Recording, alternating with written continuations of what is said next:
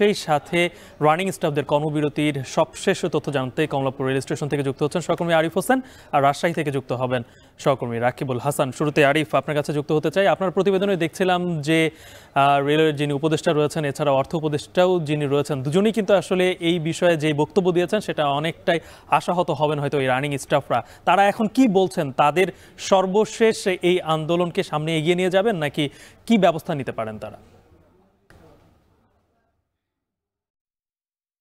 স্টাফদের স্পষ্ট বক্তব্য, তারা যতক্ষণ পর্যন্ত তাদের দাবি দাবা মেনে নেওয়া না হবে ততক্ষণ পর্যন্ত তারা আন্দোলনের মাঠ ছাড়বেন না এবং এই কর্মবিরতি প্রত্যাহার তারা করবে না। কিছুক্ষণ আগে আমরা দেখছিলাম রেলওয়ে সচিবের সাথে রানিং স্টাফদের একটি বৈঠক, যে বৈঠকটি প্রায় 2.5 ঘন্টা পর্যন্ত দীর্ঘ হয়েছে। তবে সেই বৈঠকে দফায় দফায় বিভিন্ন ইস্যু নিয়ে আলোচনার পরও সমাধান কিন্তু পায়নি। এরপরে 2.5 ঘন্টার পরে আমরা দেখেছি যে রেলওয়ে সচিব এবং রানিং স্টাফরা উঠে ভিআইপি রুম থেকে তারা বের হয়ে চলে গিয়েছেন। এছাড়া আমরা যদি কমলাপুর রেলওয়ে স্টেশনের কথা বলি, এখানে অনেক ধরনের যাত্রী, বিভিন্ন ধরনের যাত্রী আসছেন, তারা তাদের গন্তব্যে যাওয়ার জন্য। অনেকেই জানছেন না যে কর্মবিরতি চলছে, তবে যাদের টিকিট রয়েছে তাদের জন্য বিআরটিসির ব্যবস্থা করেছে রেলওয়ে কর্তৃপক্ষ, এবং যারা নিম্ন আয়ের মানুষ অধিকাংশই স্ট্যান্ডিং টিকিট কেটে তারা বিভিন্ন গন্তব্যে যান, তারা পড়েছেন বিপাকে।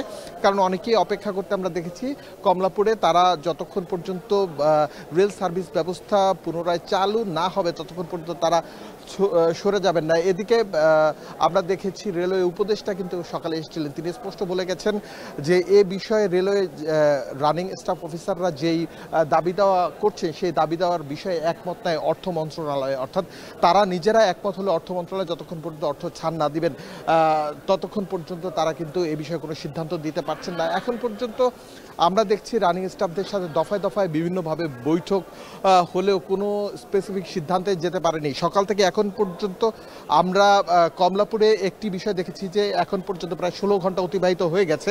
এই সময়ের মধ্যে প্রায় 80টির মতো ট্রেনের যাত্রা বাতিল হয়েছে। বিভিন্ন জায়গা থেকে যে ট্রেনগুলো ঢাকায় ঢোকার কথা ছিল এবং ঢাকা থেকে বের হয়ে যাওয়ার কথা ছিল, এমনটা আমাদেরকে কর্তৃপক্ষ জানিয়েছেন। তবে এই অচল অবস্থার কখন নাগাদ সমাধান হবে সে বিষয়ে কিন্তু নিশ্চিত করে কেউ বলতে পারছে না। যদিও এখানকার কেউ কেউ যাত্রী যারা বাস স্টেশনে গিয়ে আবার ফিরে এসছেন, তারা আমাদেরকে বলেছেন যে এই রেলওয়ে কর্মবিরতির কারণে বাস ভাড়া দ্বিগুণ 3 গুণের মতো রাখছে, এমন অভিযোগও কিন্তু যাত্রীদের কাছ থেকে পাওয়া যাচ্ছে। এই জন্য অনেকে অসহায় অবস্থায় এখানে এসে কমলাপুরে বসে আছে। তবে কর্মবিরতি শেষ না হওয়া পর্যন্ত তারা এখান থেকে যেতে পারছেন না। আরিফ, আমরা একটু এবার রাজশাহীর খবর জানতে চাই। সেখানে আছেন আমাদের সহকর্মী রাকিবুল হাসান।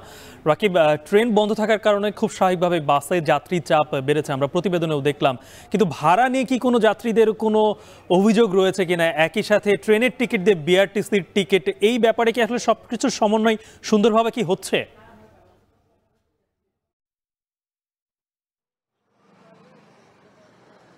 না গালিব, একেবারেই না। সেটি যেহেতু ট্রেন বন্ধ হয়েছে, রাজশাহী থেকে 18টির বেশি আন্তনগর রুটে কিন্তু আসলে বাস চলাচল করে। সেক্ষেত্রে আমরা নগরীর ভদ্রা বাস স্ট্যান্ড এবং শিরোইল বাস স্ট্যান্ড, এই দুটি জায়গাতে আসলে সকাল থেকে যে বিষয়গুলো দেখলাম, যে অনেকে আসলে জরুরি অবস্থায় কিন্তু যেটিকে আমরা বলি ঝাউলি গাড়ি, অর্থাৎ একেবারে লোকাল গাড়ি, সেটিতে করেও কিন্তু আসলে ঢাকার উদ্দেশ্যে বা বিভিন্ন গন্তব্যে সাধারণ মানুষ গেছে।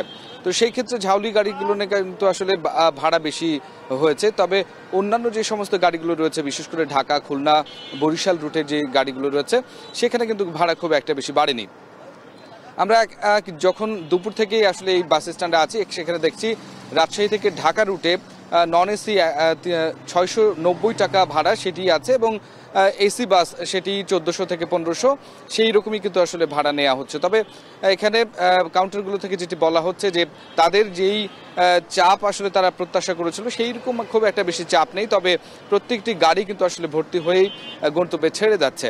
এটির কারণ হচ্ছে যে আসলে যেহেতু আসলে ট্রেন রুট বন্ধ রয়েছে, যার কারণে যারা অতি বেশি জরুরি কাজের গন্তব্যে পৌঁছতে হবে, সে কারণে কিন্তু তারা গন্তব্যে পৌঁছানোর জন্য এই বাসে যাচ্ছে। এবং এক্ষেত্রে যেহেতু খুব বেশি চাপ নেই বা অতিরিক্ত গাড়ির আয়োজন করতে হয়নি বাস মালিকদেরকে, যার কারণে কিন্তু এখানে ভাড়া নিয়ে কোনো খুব একটা বেশি কিন্তু ভাড়া বৃদ্ধি হয়নি বা এই ক্ষেত্রে কোনো ধরনের সমস্যা আমরা রাজশাহীতে দেখছি না।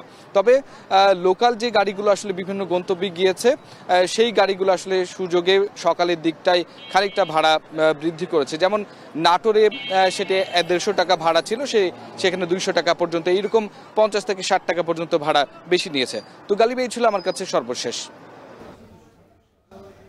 রেলের রানিং স্টাফদের কর্মবিরতির এখন পর্যন্ত কোনো সমাধান হয়নি, আর অন্যদিকে যাত্রী চাপ বেড়েছে বাস টার্মিনালে। সে খবর জানাচ্ছিলেন আমাদের দুই সহকর্মী আরিফ ও রাকিবুল হাসান।